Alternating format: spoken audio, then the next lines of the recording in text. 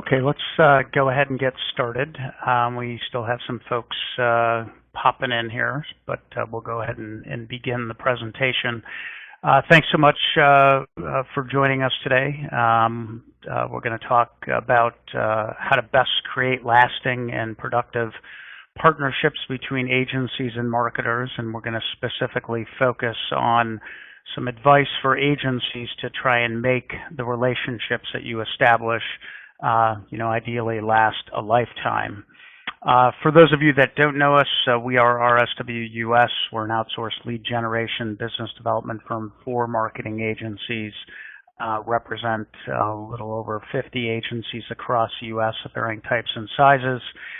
Been in business, actually started the business back in 2005. We're in the business basically of helping agency clients find qualified leads, set meetings, and help them move closer to close. Every year we conduct surveys among marketers and among agencies to gain insights into pain points and opportunities that can be used by either side of the fence. In addition to representing agencies and helping them win new business, we also have an agency search firm that we started in 2010. So we have marketers coming to us on occasion looking for new agencies. So we not only gather insights from the surveys that we send out 2, 3, 4 times a year, but we're also gathering insights from marketers as they come to us expressing some of their pains and challenges and looking for new firms, and then also understand the challenges and opportunities that agencies face. So feel we can bring some pretty good perspective and can be of great help really to both sides of the fence. If you are interested in tweeting today, you can use the hashtag agency new business or hashtag RSWUS, so certainly appreciate that. If you do have questions as we roll through the presentation today, best thing to do is just fire me over a question, or if I don't get to it during the presentation, I will follow up and directly reach out to you with a response. Okay, so let's go ahead and get started. First thing is, why do marketers look for new agencies? This is a question that we've asked in our surveys among marketers for the last probably 9 years, and unfortunately we consistently see the same responses, that the primary reason why marketers look for new agencies is because it seems like agencies just seem to get a little bit tired. They're not as proactive, they're not as forthcoming with new strategic thinking and ideas.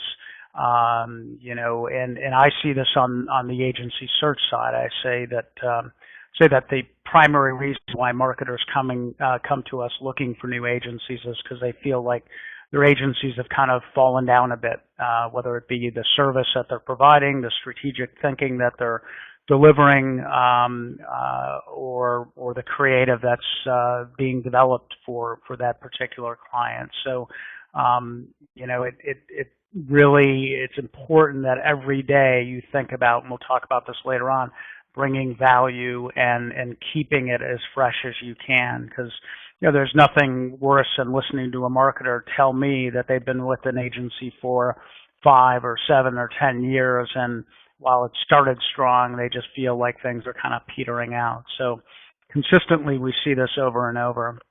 And remember what Burnett told his agency as he was leaving Leo Burnett in his valediction speech. Basically told them, when the apples that sit on his desk or on the desk of Leo Burnett, when you enter the agency, when those become just apples for eating and not representing the essence of what Burnett is, which is all about bringing value and constantly pushing themselves to excel in the relationships with their clients.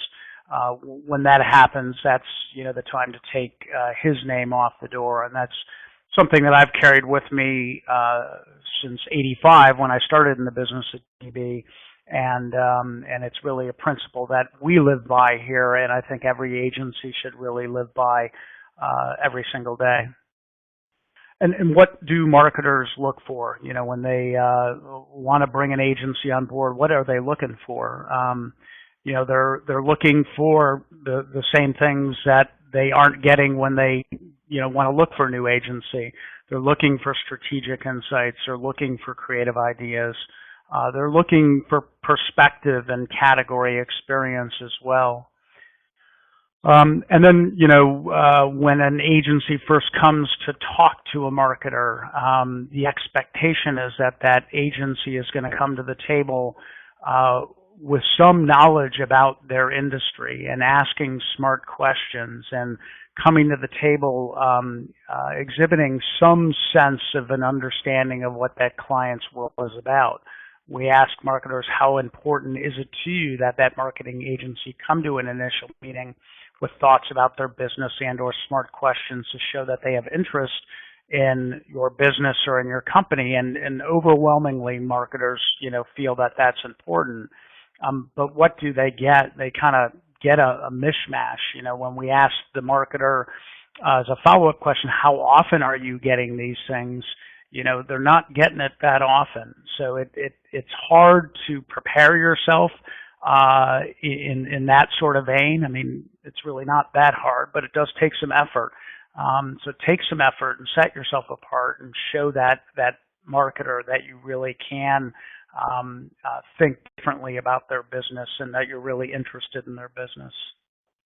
So the gaps between what agencies think and what marketers expect is often very wide. And question that we've asked since 2011, the degree to which marketers and agencies think that spending is going to increase in the coming year. We see pretty big divides between the enthusiasm that agencies believe will exist, in terms of spending in the coming year, and somewhat of the more conservative view that marketers possess. And this is just one example. If you go to our site, RSWUS.com, and go to the survey section, there are plenty of surveys that we've run among marketers and among agencies asking the same question where those divides exist. So this mismatching and under-delivering and non-alignment is really the root of what stirs up trouble in a relationship.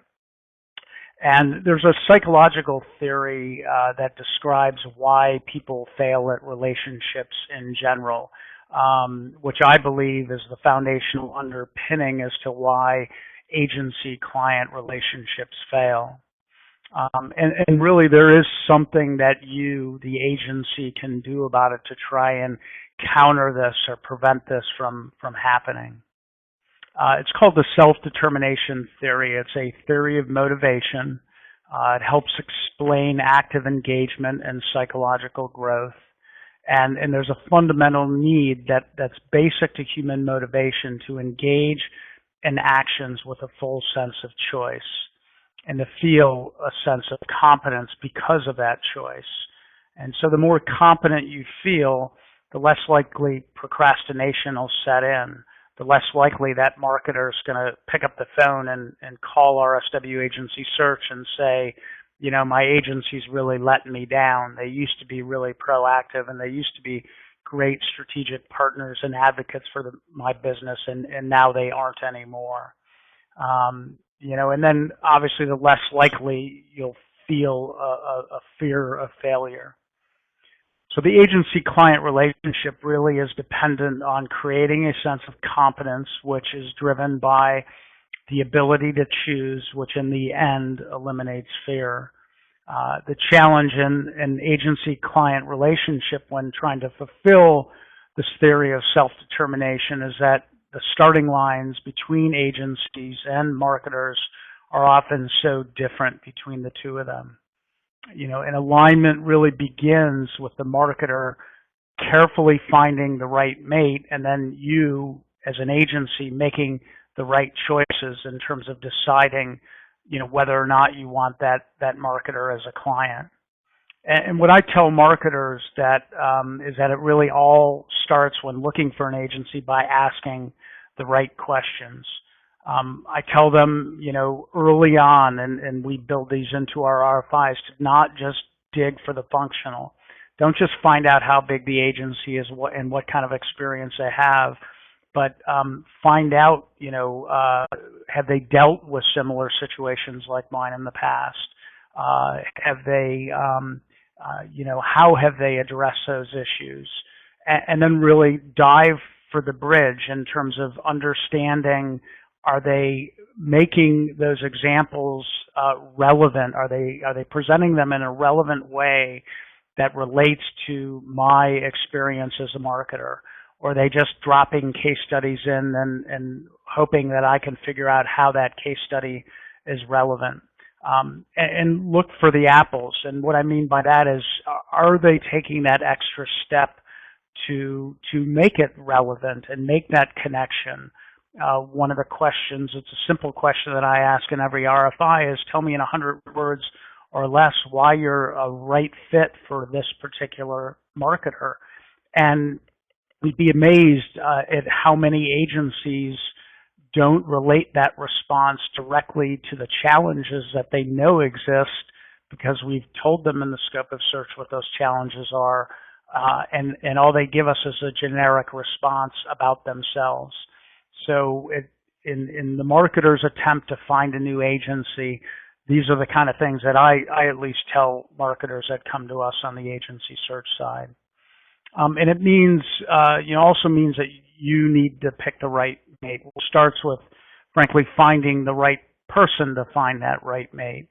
One of the somewhat alarming stats that we pulled out of our most recent survey was that the life of a new business director is now less than that of a CMO. We've got 80% of agencies that responded to our survey said that the business director that they employed had been there less than 2 years. And part of the problem stems from the fact that, they tend to be green. They don't understand the agency. They don't understand the agency business. They have no methodology. They're somewhat distracted.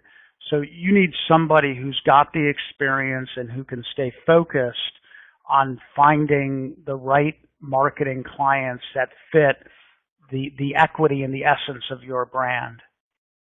And for you, it really should also be about the right fit, and that's the work.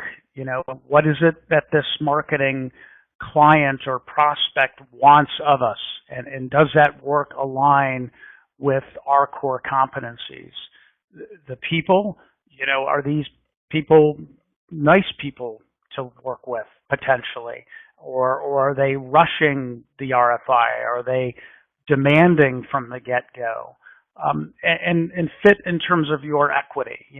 Is this work and is this client going to really raise the bar in terms of the positioning that I possess in the market, and enhance the equity of my agency brand to allow me to reinforce that as I move forward and approach other prospects that also potentially fit that equity.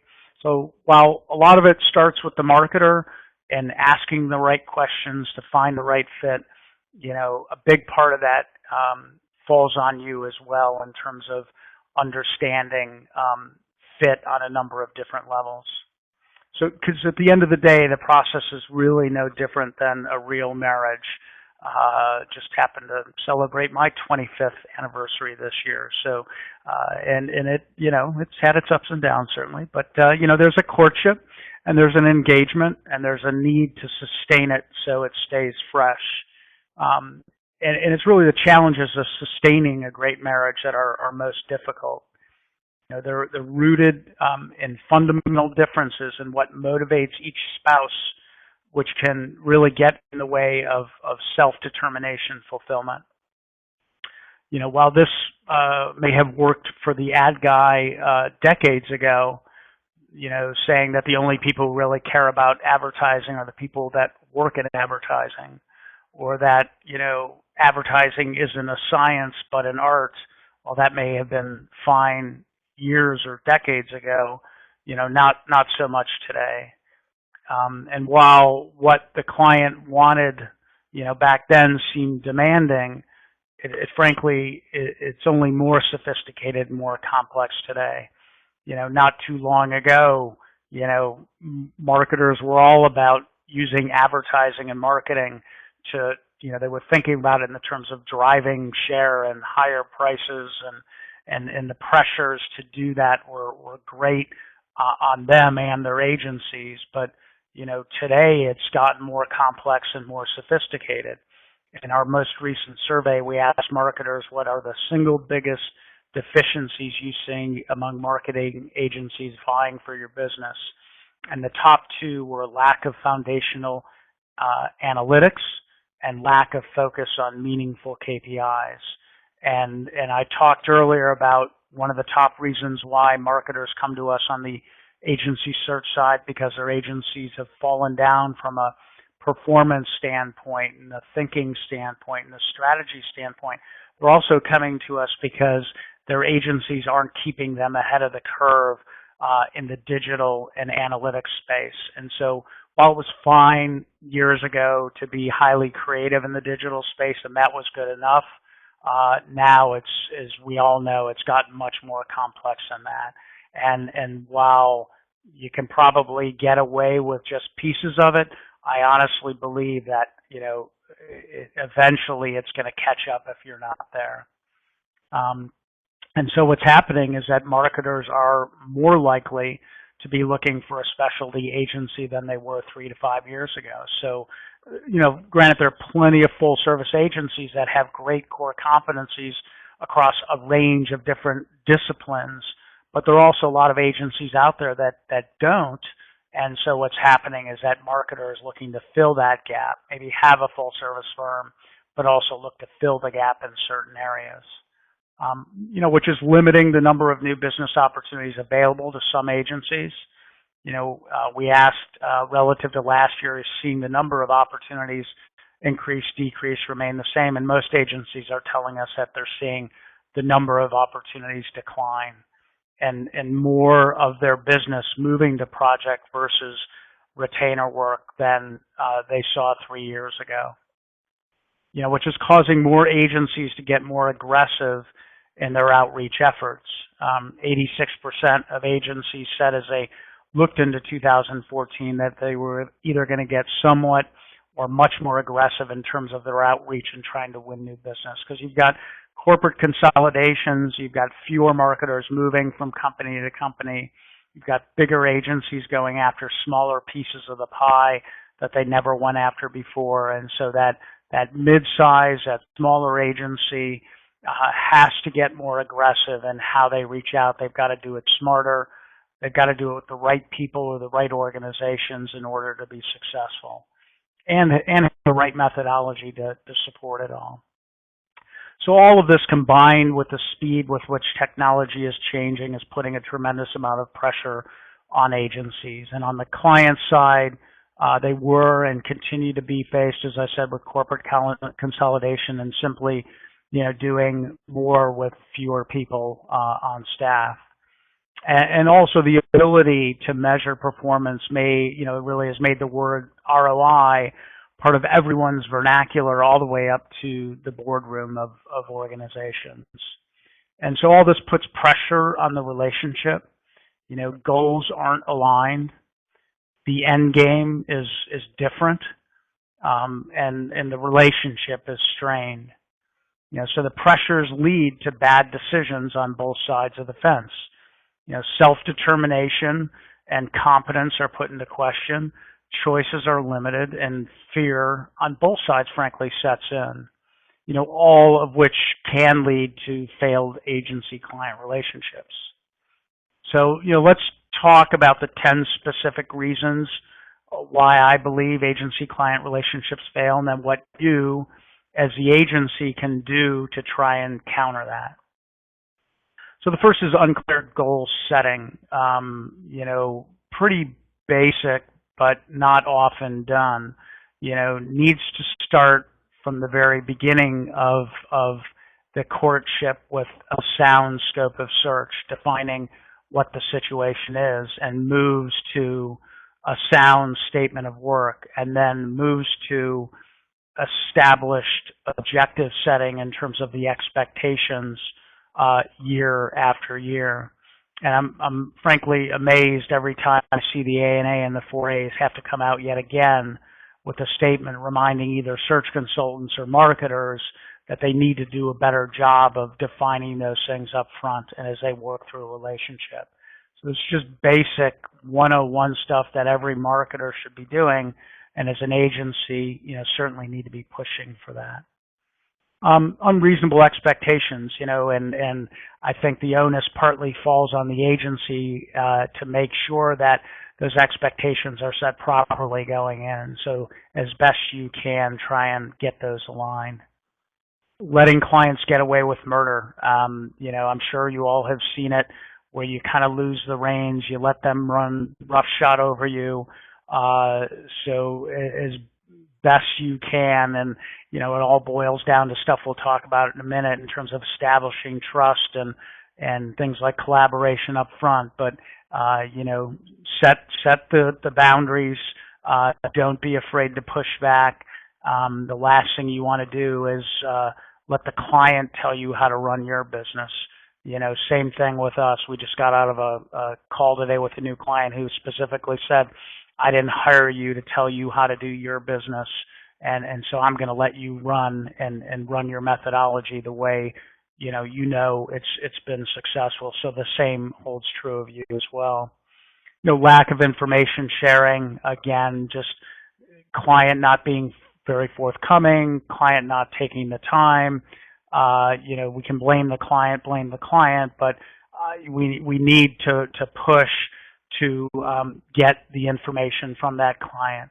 I don't know how many times I've seen in new program ramp-ups on the agency, new business side, where I see all these case studies and they all look great, but they lack results. And I'll ask about the results, and they'll tell us, well, the client hasn't given it to us or won't give it to us or whatever it might be. I mean, there needs to be some information sharing if we're going to do effective goal setting and objective setting to know whether or not we're delivering. Somebody asked about copy of the presentation. Absolutely. I'm recording this right now, and it'll be on our site later today or tomorrow morning. The thing is thinking that marketing people don't understand the science of advertising. Well, for the last 2 or 3 years, actually the last 4 years, we've sponsored the Marin Business Development Conference. But for the last 2 or 3 years, I've sat in marketing CMO roundtables where they have talked about the pressures and talked about marketing technologies at a level that in some respects exceeds that which I hear out of some agencies. So marketing people are understanding marketing technology and the science of advertising. I'm reading articles about how marketers are pulling programmatic marketing in-house. So we as an agency community need to stay steps ahead of that and need to dedicate ourselves to being a student of technology and a student of the science of advertising, because that's where it's going. Not seeing the marketer as a true partner, again, both sides of the fence. I think we have to go in, and just like we want them to respect us and the value that we can bring to the table, while it may not be the same type, we have to in turn reciprocate and recognize the value that they can bring to the table. Measuring the wrong things, drives me nutty when I see agencies touting success through likes and follows. Might be fine on some dimension, but if that's all your KPIs, if that's all that they're represented by, we're not doing the client a service. And this is kind of hand in hand with letting the client run roughshod over you. Don't let yourself become the arms and legs. Don't let yourself become the tactical doer agency. Constantly push yourself to be that strategic partner. Had a hospital client come to me about a month ago looking for a new agency, and part of the reason why they were looking for a new agency was because they felt like they no longer had an advocate on the agency side to help them move their business forward. They no longer had a strategic partner. They were basically an order taker. So do whatever you can to try and avoid finding yourself in that sort of a position. Agency staff who don't challenge. I carry around a piece I read about, it's called The 7 Things That Really Persuasive People Do. And part of that is challenging the thinking. I presented Tuesday at the National Agricultural Marketing Association conference in Chicago, and it was a group of marketers and a group of agencies, and talked about this notion of creating some measure of discomfort. And I believe that healthy relationships possess a measure of the uncomfortable.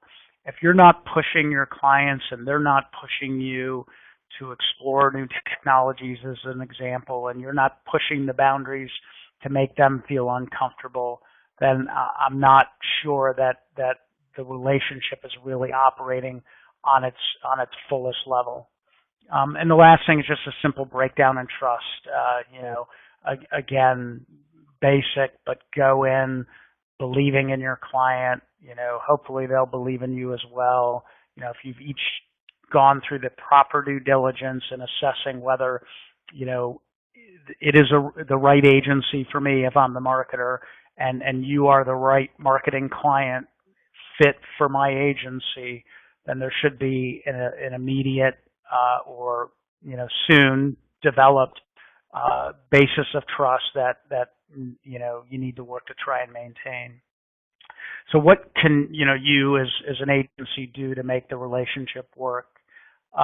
Create value every single day. One of the things I tell our agency clients and other agencies is make every single day feel like it's the first day of that relationship. I think my next slide is a picture of Leo. It is, and it's that principle. It's constant value added. It's what else can I do for you, the client? Because if you don't think in those terms because you feel like you're giving too much away and my people are spending too much time, then you know what? Somebody is knocking on the door trying to get in. Because I can tell you I've got 50 agencies plus here, and our people are knocking on doors trying to get in. And so if you're not doing it, somebody else is going to swoop in and try and take it away from you. Communicate. Establish your weekly updates. We do quarterly strategic meetings here with our agency clients. I'll pick up the phone and call a client just to find out how their business is, and generally speaking, how are the people that work here at RSW performing. So it doesn't have to just be on a formal level. It can be on an informal level. It should be at a high top-to-top level on occasion when the principal can make that time. Collaborate. Recommend your client that you get a seat at that table during planning, or have them share those plans with you so you can provide some feedback. You have more value than just creating great ads and putting together a media plan. You have seen, and this is what I told the folks at NAMA, the marketers at NAMA, and I've told other marketers this as well. You as an agency community have seen a lot of different things working for a lot of different clients. And while your MBA counts in your agency may not be as high as the MBA counts on the client side, there's a different level of knowledge and value that you can bring to the table. So encourage your clients to try and think in those terms and get you involved in the process. And ask for some rope. This gets back to the self-determination theory, this whole notion of choices. You want to give your client choices in terms of creative options, in terms of strategic ideas, make them feel like they're part of the process. On the flip side, they need to give you choices. They need to give you rope. They need to let you run a bit and maybe fail.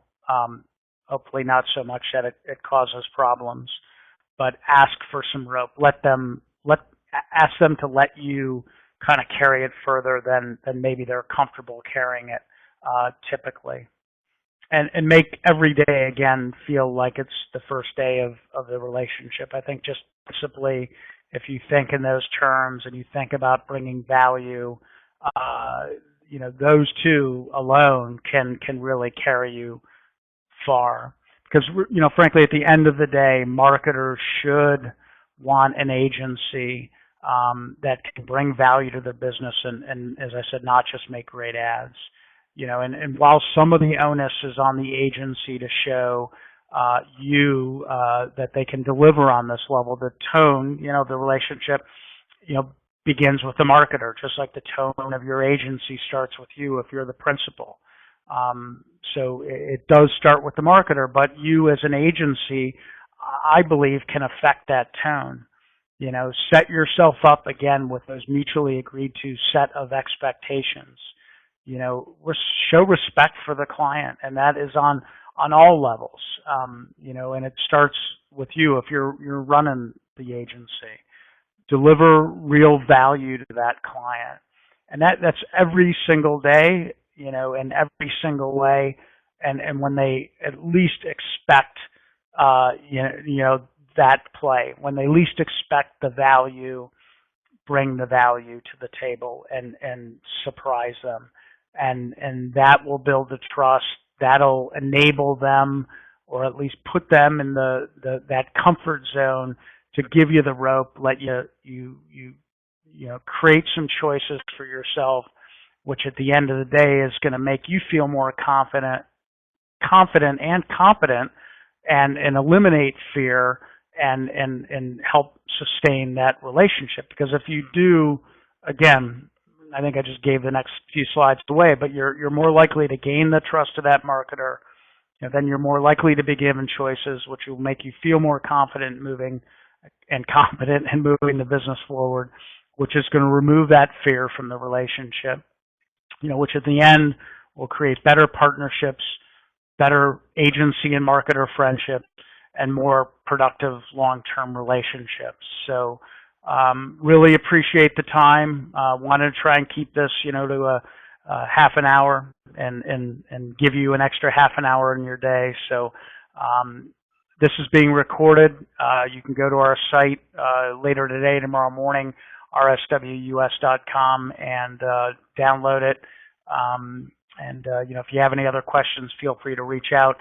Really appreciate the time this afternoon, and hope you have a good rest of the day and a good weekend upcoming. Thanks so much.